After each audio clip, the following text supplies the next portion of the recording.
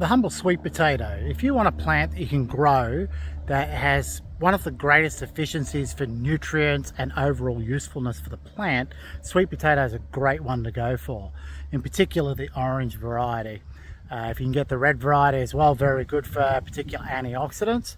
But the orange variety is packed full of nutrients itself, is almost a food group on its own as a complete food. It's amazing.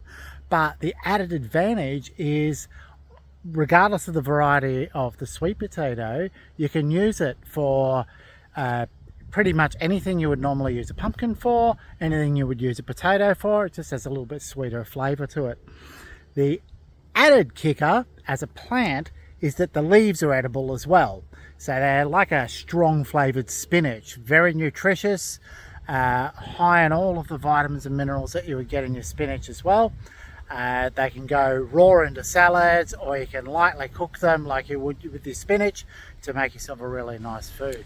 So one of the advantages with sweet potato as well is it's also very forgiving. It'll grow almost anywhere. If anything, the worst part is you probably want to be really trying to take a little bit of control over it, because as you can see here, it pretty well goes wherever it feels like, kind of like a pumpkin will. But for the best results, for the potato itself, you really want to have a nice loose soil.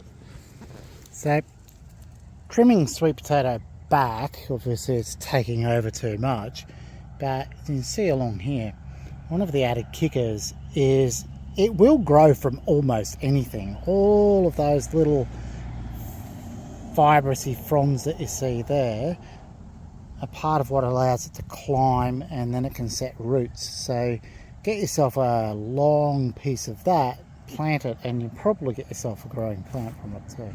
Now obviously if you have the space for it, you don't chop all of this away, you just make sure it's in the right area.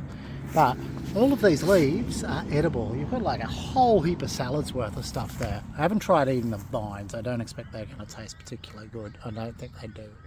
But all of those leaves, give them a wash. There's salads, whatever. So be careful digging them up, but ultimately there you have some there that's basically right at the surface. You don't want to basically damage them too much as you're digging them up, but there we go. So I've dug all of that up, and there's my crop. So nice little crop there.